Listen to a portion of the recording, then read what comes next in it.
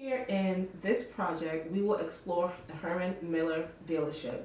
We'll explore its social business, its ethics, and its social conflict, along with a little bit of Herman Miller's history. Herman Miller was a West Michigan businessman who helped his son-in-law, D.J. Dupree, buy his Michigan Star Furniture Company in 1923. Dupree had been working for the company, which had opened in 1905, since he was hired as a clerk. Dupree knew his father-in-law was a man of integrity, so he decided to rename the company after him. By the middle of the 20th century, the Herman Miller name had become synonymous with modern furniture. Working with legendary designers like George Nelson, Charles, and Ray Eames, the company produced pieces that will become classic to our industrial design. Since then, Herman Miller has collaborated with some of the most outstanding designers in the world, including Alexandra Goddard, Doug Ball, and many talented others. Today, in addition to their classic pieces and new design for home, Herman Miller is a recognized innovator in contemporary interior furnishing solutions for healthcare, environments, and related technologies and services.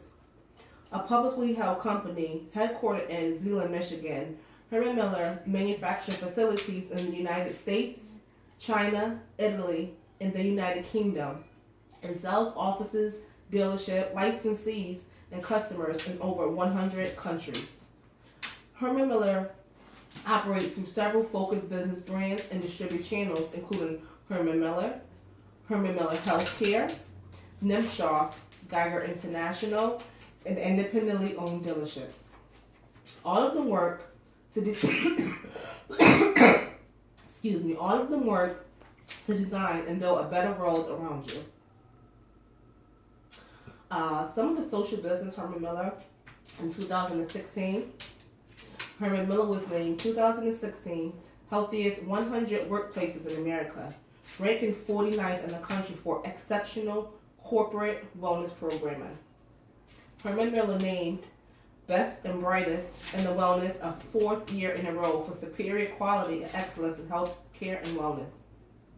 Herman Miller Living Offices for re-innovating the workplace wallpaper in 2 decades of design, charting the finest design innovators of 1996 to 2016. Herman Miller named a 2020 Women on Boards winning company for its commitment to boardroom gender diversity. Herman Miller selected for Illusion of 2016 Repco Sam Stability Yearbook for the 12th consecutive year in a row. In 2015, Herman Miller earns 9th consecutive perfect score for the Human Rights Campaign Foundation 2016 Equality Index. Let's look at some of Herman Miller's, let's look at their organizational conflict. On August 22nd, 2012, the United States Security and Exchange Commission announced its adoption of final rules relating to the conflict minerals. The purpose of the conflict mineral rules is to discourage the use of minerals that might be financing the violent conflict in Central Africa. Some of the conflict minerals include gold, wolframite, and other derivatives, which are currently limited to titanium 10 and 10. Conflict minerals can lead to an adverse consequence under the conflict minerals rule. Herman Miller is said to be committed to operating in a socially responsible manner. It is their policy to refrain from purchasing DRC conflicted materials that may finance or benefit armed groups in the Democratic Republic of Congo or an adjoining country, directly or indirectly from any sources. It is the requirement that suppliers not supply Herman Miller or affiliates, including, but not limited to Nimshaw, Geiger, Mahiram, and Colebrook, with any products that suppliers cannot certify as DRC conflict free. Herman Miller requires that its suppliers establish their own due diligence program to ensure a supply chain that results in products that are DRC conflict free.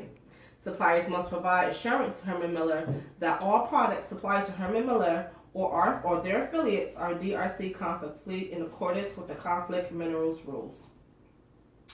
Let's explore Herman Miller's ethics. They have a corporate governance regarding their ethics. And it states that their reputation is a priceless asset. Safeguarding our reputation requires each of us to make sound judgments every day. Consistently operating by the highest standards of business conduct in all relationships generates trust in us and individuals as a company. To accomplish those goals, it requires effective board governance. We believe there are 3 elements that, when combined, create effective board structure, policies and procedures, and culture factors. We believe that culture factors are the keystone to good governance. First, top leadership of an organization must be open and public about the value they place on truth and ethical behavior. Their actions and spoken words need to send a clear message as to the importance of transparency and full disclosure. They must demonstrate a zero tolerance of bending the rules. Next, top leaders and board members need to have strong ethical compass. They need to be able to describe real terms and the difference between right and wrong. Just briefly, lastly, all board members need to feel accountable for company performances.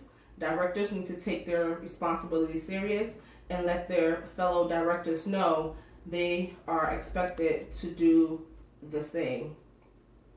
It appears that Herman Miller has a strong ethics board, and their ethics board clearly states transparency from a top-down approach.